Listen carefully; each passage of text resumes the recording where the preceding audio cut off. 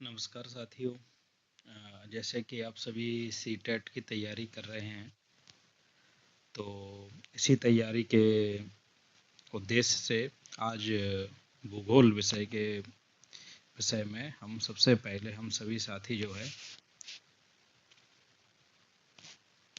भारत से संबंधित कुछ महत्वपूर्ण तथ्य को जानेंगे। आप देख सकते हैं कि आपकी स्क्रीन पर हमारे देश का नक्शा दिखाई दे रहा है। तो सबसे पहले हम सभी जानेंगे कि हमारे देश का क्षेत्रफल कितना है। तो हमारे देश का जो क्षेत्रफल है वह 3.28 मिलियन वर्ग किलोमीटर है। विश्व के स्थलीय भूभाग का भारत 2.4% है और विश्व का 7वां सबसे बड़ा देश है।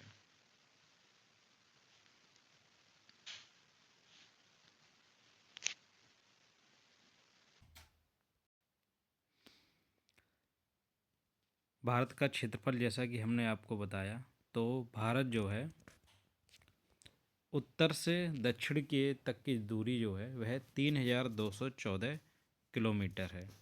आप देख सकते हैं उत्तर से दक्षिण, ये यहाँ से लेकर उत्तर दिशा से लेकर आपका ये दक्षिण तक, यहाँ तक जो दूरी है वो है 3,214 किलोमीटर और पूर्व से पश्चिम की दूरी है 2,933 किलोमीटर। पूर्व से पश्चिम, ये पूर्व है और ये पश्चिम है। ये ध्यान रखना चाहिए कि मैप में हमेशा ऊपर की साइड उत्तर दिशा होती है, नीचे दक्षिण दिशा होती है, दाएं पूर्व और बाएं पश्चिम। अगर आप मैप को देख रहे हैं तो आपका फेस मैप की तरफ है, तो आपका हाथ दाएं। ठीक है, तो ये हमारा जो है ये राइट साइड है हैंड के अकॉर्डिंग, और ये हमारा हो जाएगा ईस्ट यानी कि पूर्व दिशा हो जाएगी, और ये हमारा हो जाएगा वेस्ट।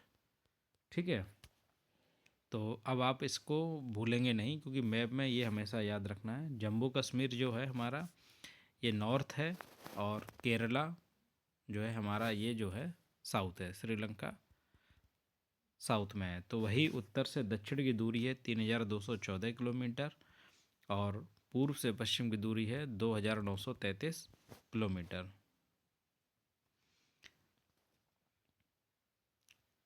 ठीक है, इसके अतिरिक्त भारत के मध्य से होकर कर्क रेखा गुजरती है। ये 23.5 उत्तरी अक्षांश है। ठीक है, भूमध्य रेखा 0 अक्षांश होता है, उससे 23 साढ़े 23 उत्तर की ओर, यानी हमने बताया ना नक्शे में ऊपर की ओर चलते हैं।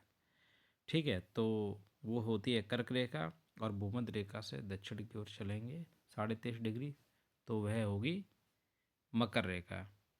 कर्क रेखा हमारे देश में 8 राज्यों से होकर गुजरती है। ठीक है,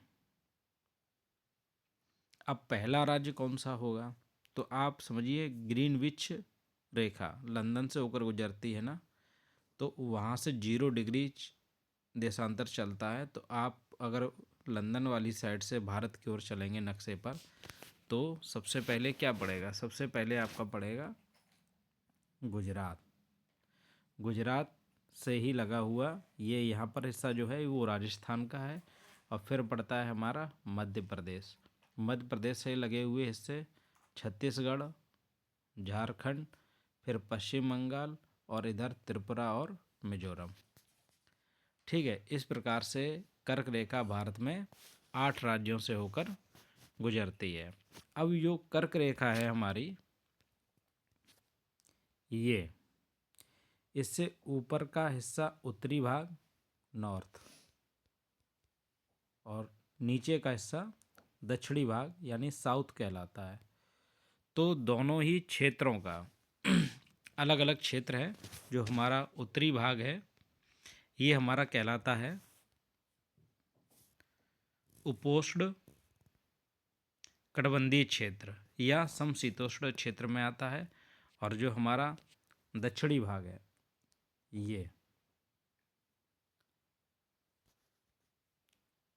ये पूरा वाला भाग, ये हमारा उष्ण कटिबंध के अंतर्गत आता है। ठीक है, तो इसे आप ये याद रखेंगे, कर्क रेखा से उत्तर का पूरा भाग ये समशीतोष्ण क्षेत्र है, और कर्क रेखा से नीचे का दक्षिणी भाग ये उष्ण कटिबंधीय क्षेत्र है।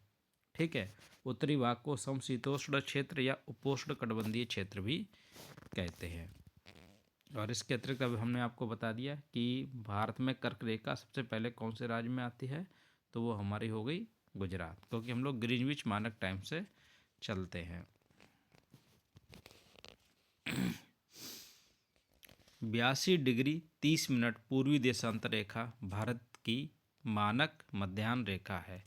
प्रत्येक देश में एक मानक मध्याह्न रेखा निर्धारित की गई है, जो कि देशांतर रेखा होती है, जो कि उस पूरे देश का समय निर्धारित करती है, ताकि एक देश में एक मानक समय माना जाए। यह ग्रीनविच मीन टाइम से 5 घंटे 30 मिनट आगे रहती है। तो ये आपको समझना होगा कि ग्रीनविच रेखा जो है ये हमारी इंग्लैंड यानी लंदन से होकर गुजरती है, और लंदन से जो है हमारा देश है वो किधर है, पूर्व की ओर है। ठीक है ना, लंदन से हमारा देश जो है वो पूर्व की ओर है।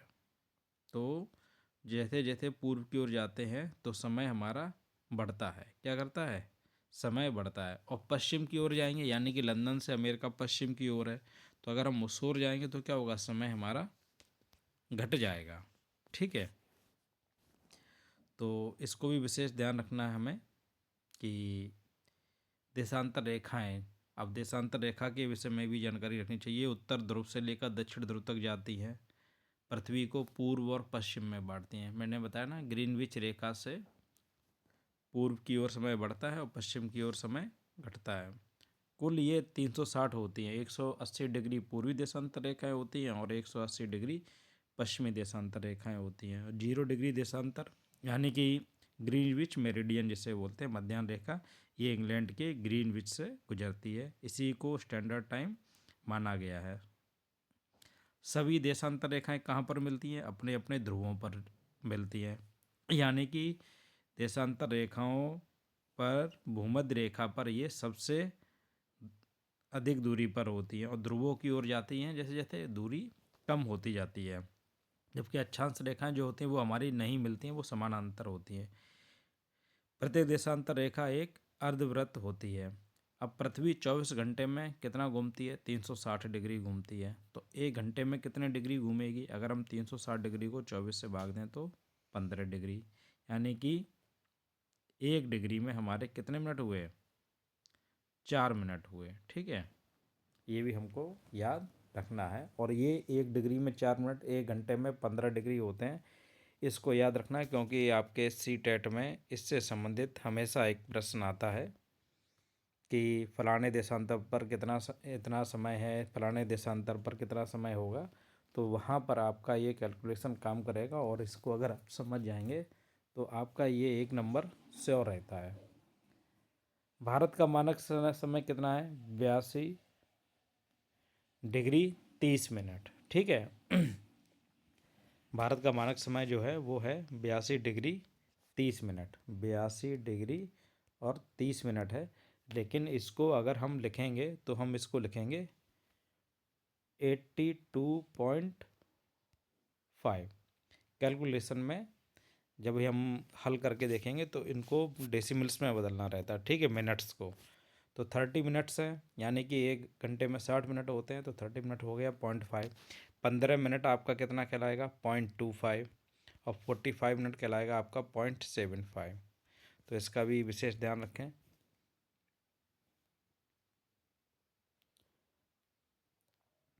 ठीक है, और 1 डिग्री देशांतर में एक का समय अंतर कितना होता है, 4 मिनट। ठीक है, पूर्व की ओर बढ़ते चलते हैं तो समय हमारा बढ़ता है। ठीक है, अब हम आ जाते हैं हमारे भारत देश की स्थिति क्या है। आप देखिए सबसे ऊपर, ठीक है,